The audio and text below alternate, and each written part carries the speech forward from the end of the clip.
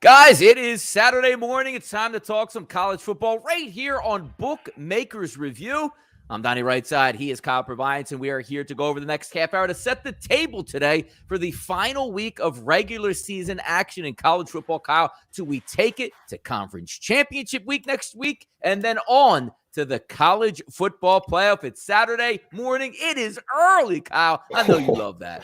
It's brutally early. And the sun's not even up yet. The sun is not even up yet. I blame the daylight savings people, but hey, big day on college football. I guess we can sleep when we die.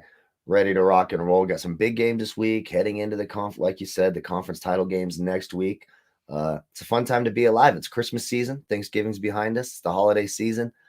So it's the time for giving. So hopefully we can give out some winners today. Yep, loading up on football here. I love this week because it is rivalry week. And again, it's another week down, Kyle, where you're finally going to get a look at the true playoff contestants who are going to be in the college football playoff. Still a lot to be decided today, next week, and then in the next few weeks also. We're going to hit the Heisman Trophy in just a few moments also. But Kyle, let's take a look at the college football rankings currently as they stand. Georgia, number 1. Ohio State, number 2. Alabama, number 3. Cincinnati, number 4. 5, Michigan. 6, Notre Dame. 7, Oklahoma State. That's as far as we'll take it down because theoretically, those teams all have a legitimate chance to get into the top 4. If you're watching college football yesterday, Cincinnati with an easy victory over ECU. So that puts them still ready in range. And here's the first question I want to ask you, Kyle, because obviously we know a group of 5 teams, Cincinnati, is trying to get in with the big boys in the Power 5 conferences. They don't want them in. They don't want to share any of the pie with them. But at the same time, sometimes what's fair is fair. You ask them to run the table to have a chance. They did that.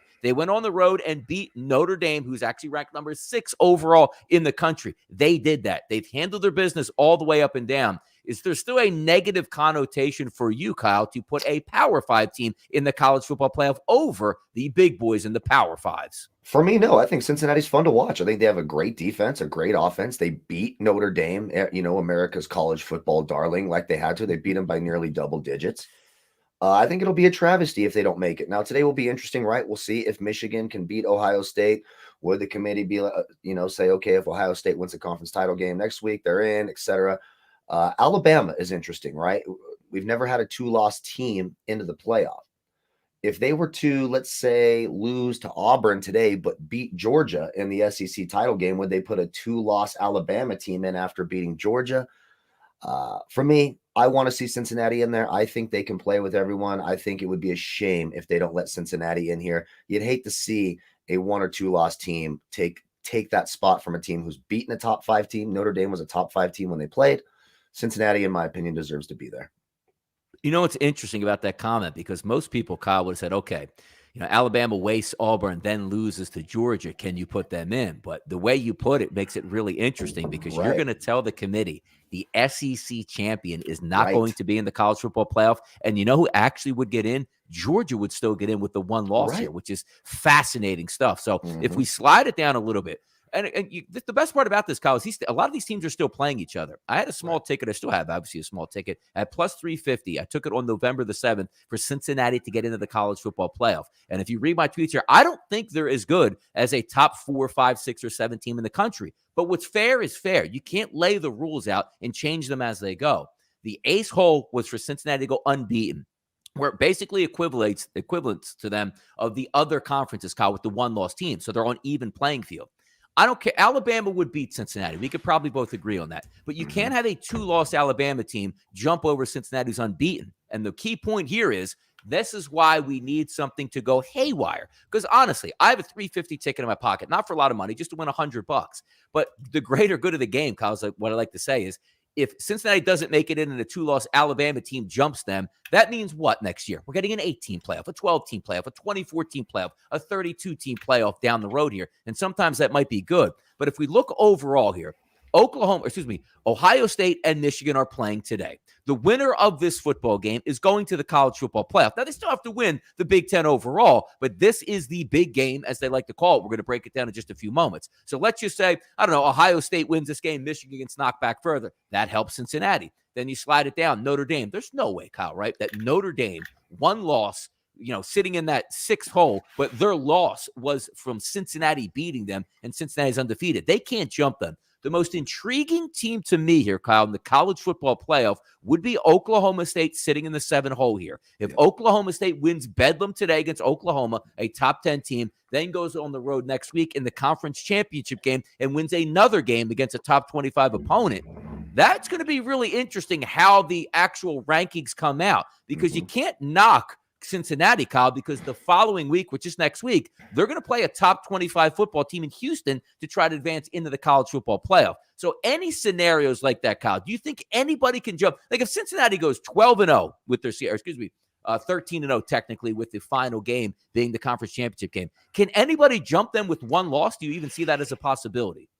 I mean, you're right. It would be Oklahoma State. I suppose, Michigan as well. Michigan would jump over them and be in, obviously. Yes, they beat would. Ohio State. So you would have that one-loss team there. And then how would they treat Ohio State? That would be really, really interesting to see. And look, it's a dark feeling being a fan of some of these smaller teams, right? It just really is, because the committee will do anything they possibly can to screw you. This is a money game. This is not about who the best team is. This is about who will make the most money come New Year's Day, New Year's Eve, and beyond there in January. This has nothing to do with who's the better team. I think that's why everybody would be a proponent of the 8-team playoff. But I think you're right. Oklahoma State's probably that team, outside of Michigan beating Ohio State, then jumping in and getting in. But it's more than likely them. And of course, Alabama. If Alabama wins today, then they beat Georgia. Will the committee keep Georgia out with one loss and Alabama out with one loss to put Cincinnati? That would be an absolute disaster for backers of Cincinnati.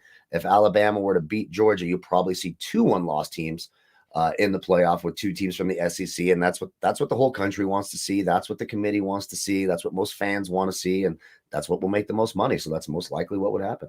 Yeah, you're going to see it next week in the SEC championship game, which is fantastic stuff. It's going to be Georgia versus Alabama in Atlanta, as it typically is. And we've seen Georgia knocking on that door with Alabama, but not seeing me be able to get over the hump. Yep. This year looks like the year they can do that, Kyle. Just a quick look here at some of the future odds, as we like to say. And it looks like right now the odds are up here. Look at headlines, excuse me. The odds are up between the SEC championship game, Alabama versus Georgia. Currently sits here Georgia as a -4 favorite, money line of 174, over under of 51. I think you hit the nail on the head. There's one linchpin left here for Cincinnati to get knocked out.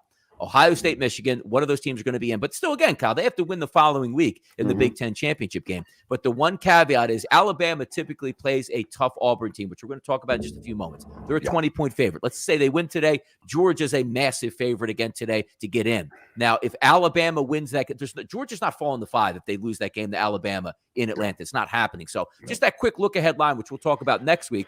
Georgia, -4. I think they win the game, so I would take the 4 in that aspect if we're looking early here. Yeah, I mean, I would too. Now, some things make you nervous, right? How many years have we seen Georgia be this dominant team, and then they get in there against Alabama and they get the brakes beaten right off of them? Now, this year does seem a little bit different, right? I mean, they've given up, 9 touchdowns in 11 games. That defense is vicious, and Alabama tends to play down to their competition. They weren't great last week against Arkansas, squeaking out a win there. So, yeah, right now I would take Georgia. But I would be real nervous if I'm a Georgia Bulldog fan. Yeah. I've seen this tape play out many, many times before. An undefeated Georgia team, we finally have Alabama's number, and then they just get absolutely embarrassed. So I'd be a little bit nervous, but right now, Georgia's defense looks too good to me, and too many chinks in the armor for Alabama. Not the same dominant type of Alabama team. So right now I would lean Georgia.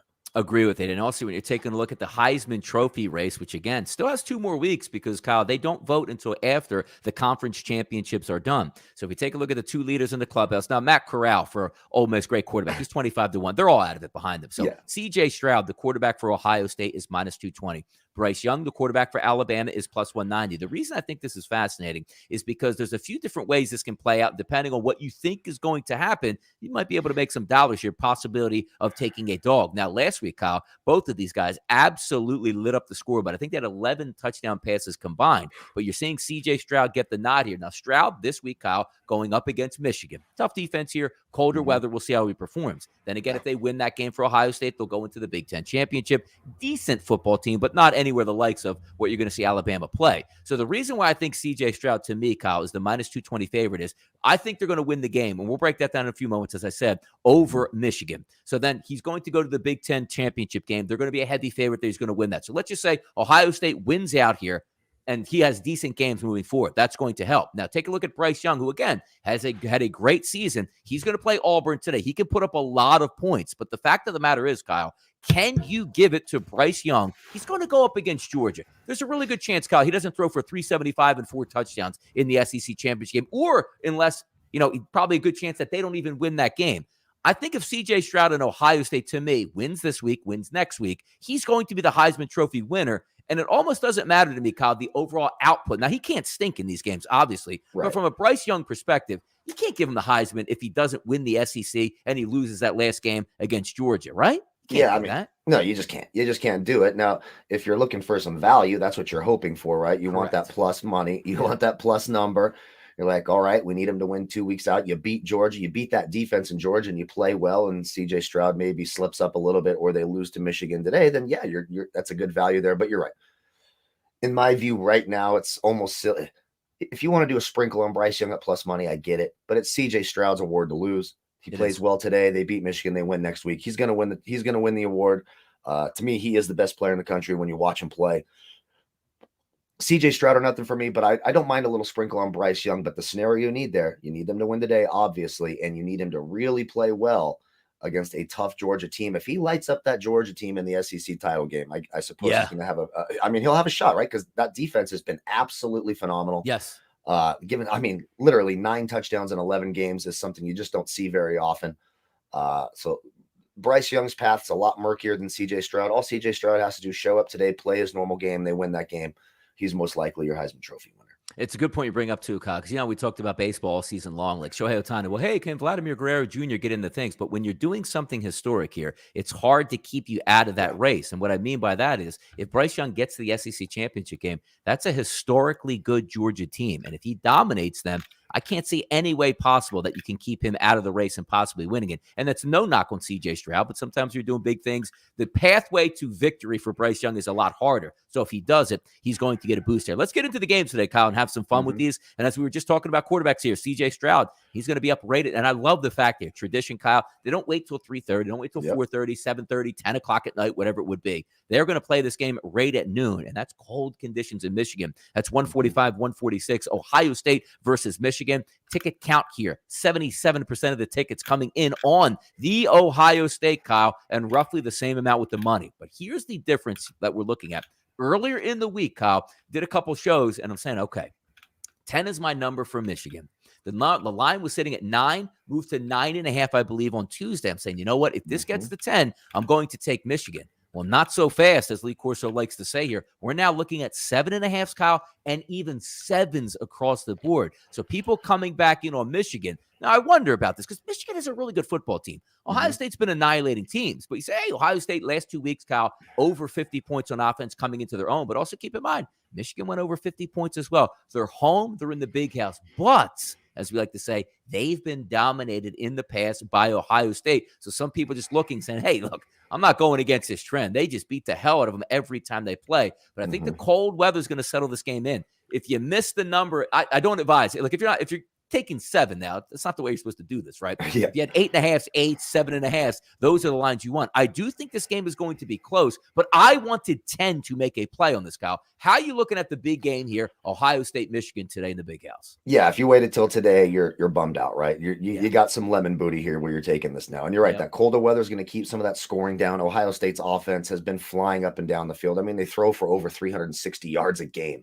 A little bit tougher to do in colder weather in Michigan. Will that tamp down some of that offense for Ohio State and keep Michigan in this game? Michigan's defense has been really, really good. I mean, we're talking, they give up less than 200 yards passing a game, a little under 130 yards rushing a game. This is not a bad defense here. They have everything to play for. Jim Harbaugh is tired of hearing about his 0-5 record against Ohio State and how he can never get it done. And I mean, there's even headlines saying, no, I don't think he'll be fired if they lose today. You're the number 5 team in the country. You're playing in the biggest game of the weekend in November, near December, and they're talking about your job because that's how bad you've been in this rivalry. Sitting at a touchdown here, when you watch the two teams play, I went back and watched their games last week. It's hard for me to imagine Ohio State not getting this done by a touchdown. But I know a lot of people that have teased this down to 1.5 or 2s, and I think that would be the way to go. I'd feel a lot better about that. I do think Ohio State wins, but we're still sitting at 7.5. It still makes you a little bit nervous here. And we're talking about college football. The kicking game is not automatic. Scoring drives are not automatic. Yeah, at 10, I like Michigan, but at 7, I got to lean Ohio State, but I don't feel great about it. Yeah, taking a look also in the colder weather, big game here. 64.5 is a pretty good price. Now, if we're talking about both of these teams playing in nice weather conditions, 70 degrees, no issues there, I can see it. But sometimes in these big games here, I do lean towards the under. And if guys, you're watching right now here on Bookmakers Review, thank you for tuning in, whether it's there through Twitter or on our YouTube page. Hit the subscribe button, turn the notification bell on. We are going to grow this thing into a monster. And also, if you're watching on Twitter, why not give the Twitter page a follow as well at BMR Reviews. This is the Donnie and Kyle Show here doing NCAA football today. And you know where we're going to be tomorrow, Kyle, right at noon here, breaking down the NFL slate. But it's fun to talk about here as I'm watching ESPN right now, the buses pulling up for Ohio State. A couple, turkey birds that you had on Thursday, a couple more birds being thrown at those buses right now as I just watched it drive by. Big time rivalry. Should be fun to watch. 64.5 as the total, 7.5. You can get 7. So most people, if you bet Ohio State, you're going to get the 7. If you're betting Michigan, you're going to get the 7.5. Good game here. Let's head out to the West Coast here, Kyle. 3:30, which is actually a 12:30 kick, and that is the former Civil War between Oregon State and Oregon. I got to tell you, which is usually you anticipate a dominant performance by the Oregon Ducks in Eugene. Oregon State has been a good football team this year in a crazy Pac-12. So if we take a look at the lines across the board, opened up at 7.5, sitting at 7s across the board, over under at 60.5. If you take a look at Oregon trying to bounce back and at least salvage the season by winning the Pac-12, maybe a chance that they can do that. But Oregon State standing in their way. How are we viewing this game from your home state? We're out in the home state, and I don't give a damn what anyone says. This is the Civil War. Get pissed off all you want. This is the Civil War game. End of story. No one out here does not call it that. Let me just tell you, I got a ton of friends going to this game. Such a great name. It's such a great name. I mean, no one says, hey, you want to go to the game formerly called the Civil War? They go, no. Hey, you want to go to the Civil War game tomorrow? It's about 2.5 hours north of me here, and it's a lot of fun. Look, I'm just not taking Oregon as a favorite, plain and simple. And I've seen this script a million times. Oregon State's going to be a feisty team here. They're going to run the ball a ton. They're going to get physical with Oregon. And what's the mentality of Oregon this week after basically eliminating yourself from any chance to play? The morale's going to be low here. I've seen Oregon State time and time again play this game tougher than they should. Now we need Oregon to win by more than a touchdown when I'm not even sure their heart's in this game. For me, it's the Beavers all the way. It's my brother-in-law's alma mater. I've got tons of friends from U of O, tons of friends from Oregon State here. It's a lot of fun, but I simply can't take Oregon right now as a favorite. I don't think that defense is good enough either. I know that they had a decent season here, but I think Oregon State's able to run the ball today, get physical with Oregon, keep this game close. Even if they don't win, I don't see Oregon blowing them out. I like the Beavers today to cover the 7-point spread. Yeah, Corvallis to Eugene, getting it done today. And, as I said, in your neck of the woods, nice little 12:30 kickoff here. Let's keep moving forward. We're actually going to keep this one out on the West Coast, Kyle. 207, 208. That is Notre Dame and Stanford. Obviously, the heavy ticket count coming in on Notre Dame, and rightfully so. FanDuel early in the week, Kyle opened this one up at a 17.5. That has now ballooned to 20.5, and I agree with it here. Now, sometimes we take a look at these lines, Kyle, right? You say, okay, I agree with the line movement here. And, those, injuries, everything is baked into the line. But the one thing that's not baked into the line is because odds makers go directly off of what the yardage is, how many points they score, and that's what the line is going to be. And the betting public says, you know what? I can see an advantage here for Notre Dame. Do I think Notre Dame is better than Stanford? Absolutely. Can they win by 3 touchdowns? That's the question mark here. Now, I've been capitalizing over the past couple weeks, Kyle, now that we have that out-of-the-box thinking, right? Instead of just looking, can Notre Dame score? Can they stop the run? Can they win on the road? It's now looking and saying, if you are Brian Kelly, and the same thing that we just talked about here with Cincinnati, if they can get into the college football playoff, style points really matter at this point. Every touchdown you score, you can help you out. Last week, Kyle, I had a 3-team parlay, which was centered upon Cincinnati's team total and Notre Dame's team total, because they're looking each other directly in the eye going, we need to run this up and drop a 50 bomb on this team. So maybe the voters look at this like, hey, that's a really good football team. I'll tell you what doesn't get there. Sportsmanship, where if you go on the road with Brian Kelly and Notre Dame and you're up, I don't know, a touchdown late in the game, do you take a knee inside the 5-yard line? Hell no. You are running that in and probably trying to onside kick to get another shot at getting another touchdown, because that is the only way Notre Dame is going to get into the playoffs if they do something outlandish here. Because also, Kyle, keep in mind, Notre Dame does not go to a college championship game. They are roughly an independent in football, and this is where Notre Dame gets hurt a lot, because next week everybody still gets to showcase their talent and be that last thing that the committee thinks about, when this is the last one here for Notre Dame. So the reason I bring this up again, 36.5 is a team total for Notre Dame in this game. They're not even playing Stanford. Well, Donnie, what are you kidding me? They're not playing. They are playing Stanford. Trust me. They're playing Cincinnati. They're playing Alabama. Yep. They're playing Ohio State this weekend. They need to win and win big. 52.5 is a total, which I do think makes sense. I'm a little bit worried about Stanford itself, but if I look at that number, it sounds outlandish, 36.5, but there's only one way they can get into the playoff, running it up, which they did last week, Kyle, against Georgia Tech. Yeah, I think you hit the nail on the head, right? That loss to Cincinnati is the downfall for Stanford today, because they got to come out here and beat the absolute shit out of Stanford. I mean, they do. Yes, they do. Absolutely wallop them. And I mean, what better team to need to do it? Stanford's a terrible team. This is a college football team that doesn't even run for 100 yards a game. You look at most of the top tier college teams, they're rushing as a team for, 200, 220 yards a game. Yep. You look at Stanford, 90 yards a game. They're giving up 241 yards a game on the ground.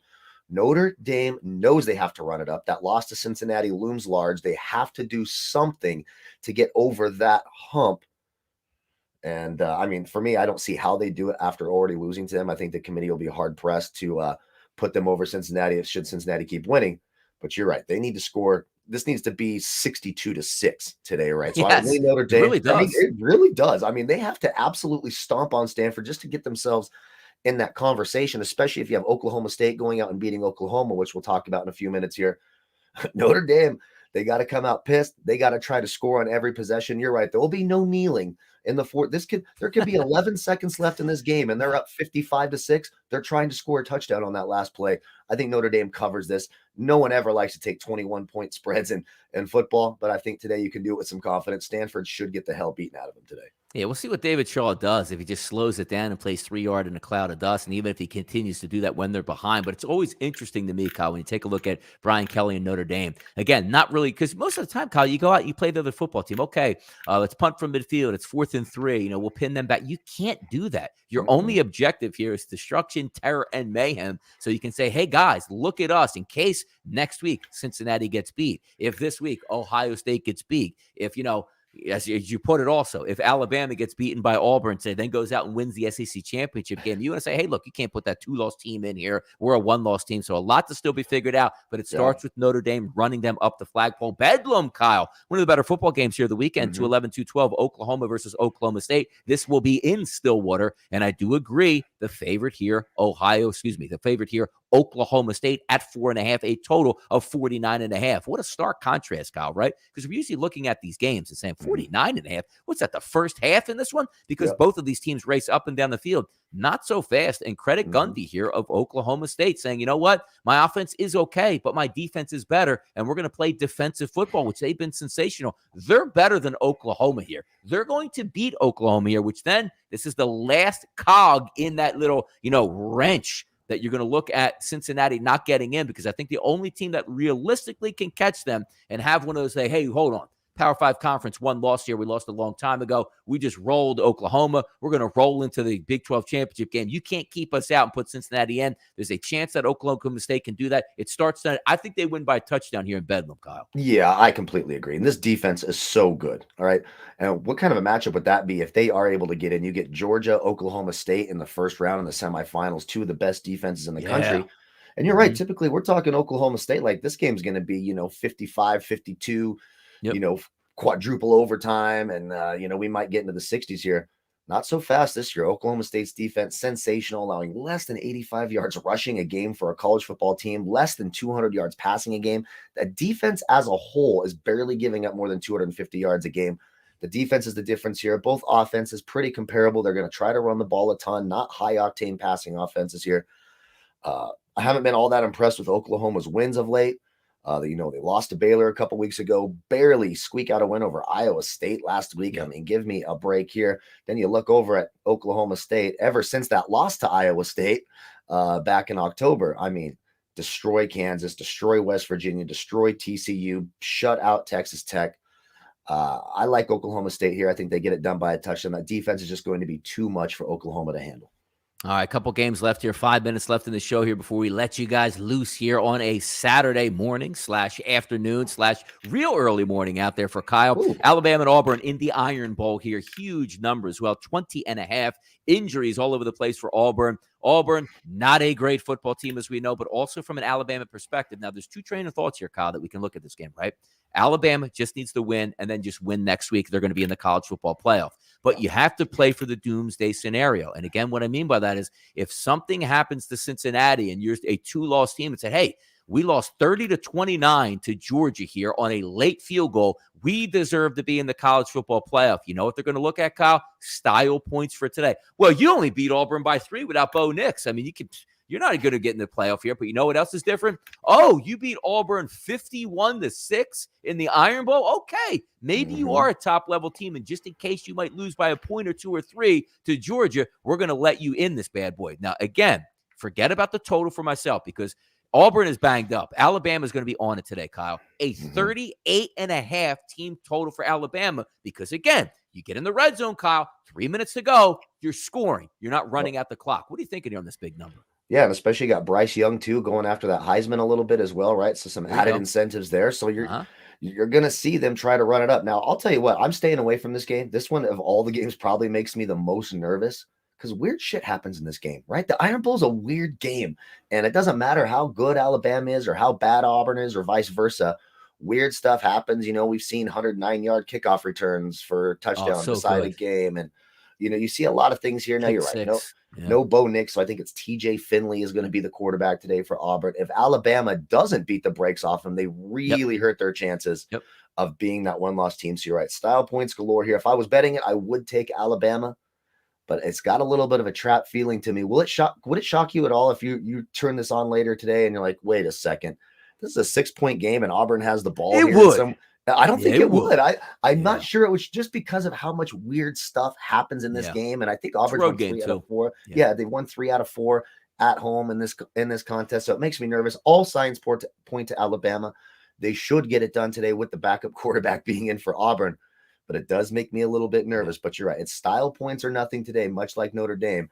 Alabama cannot afford another close win against a lower ranked or unranked team.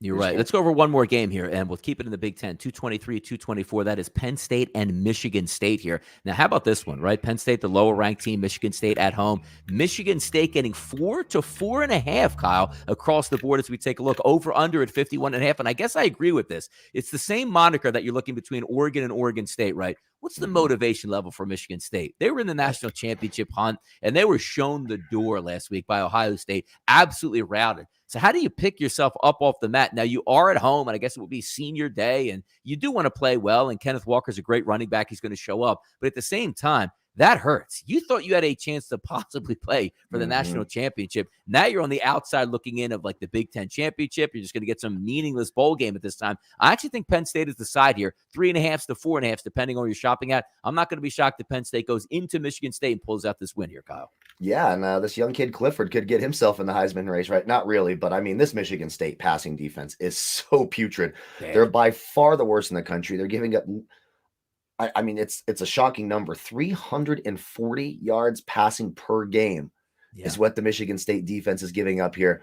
And you're right. You think you have a chance to possibly get into the playoff, and then you lose against, your second biggest rival. I suppose Michigan would be their biggest. You don't just lose. You get embarrassed. You lose by 7 touchdowns. I mean, when you lose by 7 touchdowns and that knocks you out, what's the mentality of your team here? I do think Penn State has enough. I agree with them as the favorite, and we just got to see what the mentality of Michigan State is in this game here.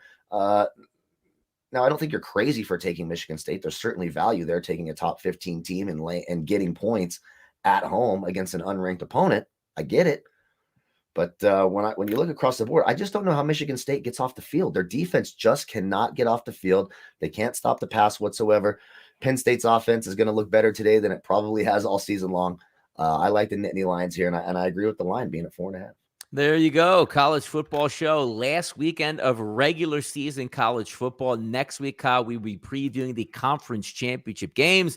And then, of course, who is actually going to be on to the college football playoffs. So a lot of big things in store here for Bookmakers Review, particularly on the Donnie and Kyle Show, college football. But again, keep in mind, both myself and Kyle will be back tomorrow for the NFL show. We got it from 12 to 12:30, setting you up for kickoff, be able to give out some best bets, bankers, have some fun with that also. Now, keep in mind here, today, not a really great betting scenario, but if I'm looking for betting scenarios for myself here, I do think that Michigan's going to be in play, but I want to lay off that one. Notre Dame's team total I think is legitimate. Oklahoma State as a side for me. Alabama as a team total as well. And I do like Penn State. So we'll go in those directions here. But thanks once again here for tuning in. Bookmakers Review. If you haven't gave us a follow on the YouTube channel, hit the subscribe button, turn the notification bell on. Also, BMR Reviews here on Twitter. Like it, follow it. Anytime we got some shows that are coming out live, you'll know exactly where to find them. So thanks once again for tuning in here on a Saturday. With myself again, Kyle will be back on a Sunday, and we will get after it. Now, as we always like to say here, since it's college football, Kyle, hey, Donnie RightSide, he's Kyle Purviance. We're here with Bookmakers Review, and as always, good luck on those college football wagers.